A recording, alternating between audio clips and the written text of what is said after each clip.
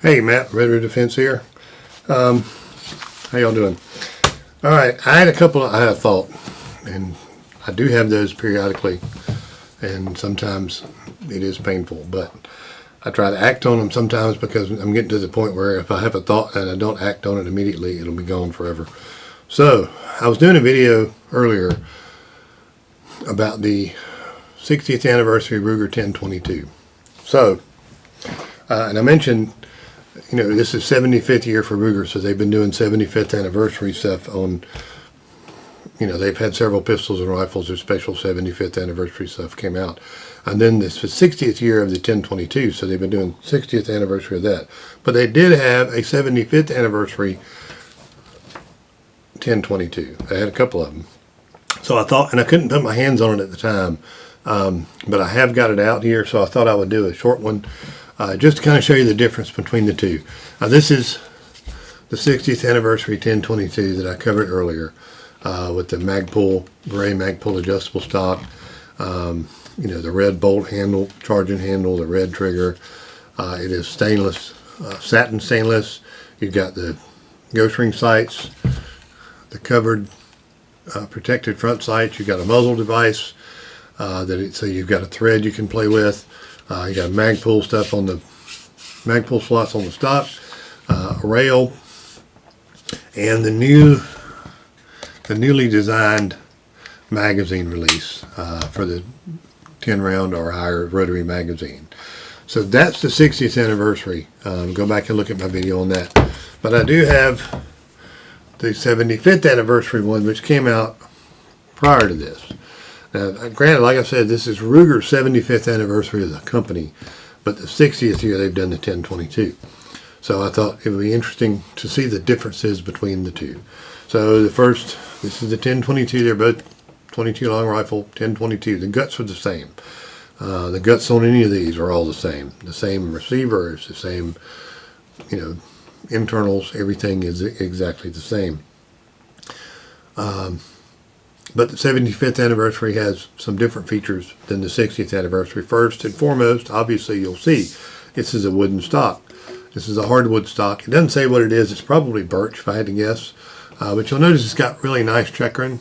The 1022 generally doesn't have these kind of finer attributes. It is a workhorse, not necessarily something put out there to be really pretty. Occasionally they'll come out with some versions that are prettier than others. Now, way back when, they had some sporter versions and some Mannlicher stock versions that are really pretty. Back in the day, aesthetics were a little bit more important than they are now, kind of. And I don't mean that in a bad way. I'm just saying, this is a standard workhorse gun, and to avoid having to price it out of somebody else's price range, then they necessarily have to keep some of the amenities kind of low. If you get a standard one, it's going to have, you can get a wooden stock, but most of the time it's going to have a black polymer stock. It's going to be stainless, or it's going to be like a black matte finish, satin black finish, I think is what they call it. So anyway, these are a little bit different. So first of all, you have a little bit different stock. You got a nice recoil pad. Not that you need a recoil pad for a 22, but it's nice to have it because it helps it fit into your shoulder. It also is a little bit stickier. It helps you lean it. If you're going to lean it on something, you have a lot less chance of this sliding than you do if it was just a slick, pad, a slick butt pad, so to speak. But it's a nicely cut stock. It's like some of the old sporter stocks almost. You don't have the barrel band that you normally would have. Also, you have sling swivels, which is not something you have on a lot of 1022s. So this comes with sling swivels already, which are nice.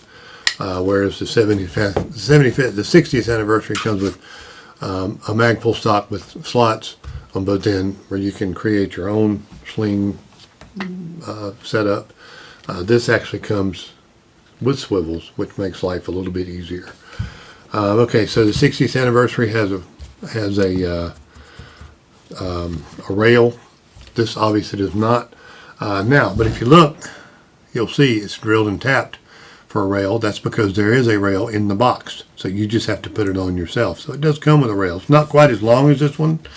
It's a little bit shorter rail, but you do have a nice rail that you can put in here. This one also comes with, the sights are different, whereas you have the ghost rings and everything on the other one. These are some of your standard buckhorn type, well, whatever they are. Not necessarily buckhorn sights, but you do have iron sights. The front sight is just a typical blade with a bead in it so that you can see it. You see the end of the muzzle. There's no kind of muzzle device. There's no threading on this whatsoever. It just has your standard muzzle band around it that the sight is attached to. So that's a little different. You are looking at your same rotary magazine, but here's one of the other differences that you'll see. This is the standard. There we go. I didn't know that was in there. But there you have it. This is the standard magazine release that we've been dealing with for basically 60 years. It just kind of pushes forward and drops out. So this takes a little bit more effort than this one, which you can reach with your finger. So I like the new design for that. Again, I would love to see a button somewhere, but there's really nowhere to put it, so I don't hold my breath on any of that. That is a better design to me to work with. So anyway, it's still a nice 1022. It's a little bit nicer than average. It's a little bit nicer than your basic 1022. These do have special serial numbers too.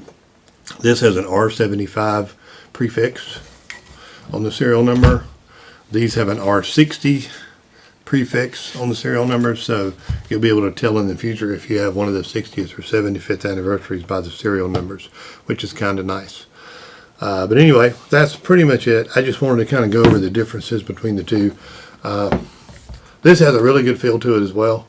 This really reminds me of the LVT, which I harped on a little bit in the other video. The LVT has a little bit nicer stock, and it does have a threaded barrel with no muzzle device at all. It's just a muzzle. It's a heavy barrel, and it's threaded with a thread cover, which I liked. It just fit me really nicely. But I'm really anxious to try the 60th anniversary because I kind of like that Magpul stock, and I kind of like, here we go, let me put them up side by side so maybe you can get a feel for seeing them. And I just like the fact that they're threaded, as I'm going to need some threads for some testing that I've got to do here. So here's the two of them up and down. They are a little different price wise. I cannot remember what the MSRP on the 75th anniversary is right off the top of my head. I didn't look that up. But the 60th anniversary is going to be more expensive than this one. This one is more in line with the standard 1022. It's only 50 to 75 bucks, probably higher than that. So anyway, there you have it. Let me put this back in place. There you have it. There's the two of the newer 1022 variants that they've come out with here. Like I said, there's a bunch of variants on this, different stocks, different colors. So, you know, do yourself a favor and take a look at them. But if you've never seen these two side by side, maybe that was a little helpful for you. All right, I appreciate it. Thanks for watching this. Subscribe, please. I promise I'm going to be coming out with some more.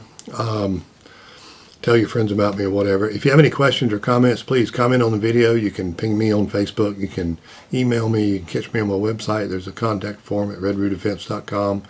I'm here in Middle Georgia. It's hot. Stay cool. Have a good week. See you later.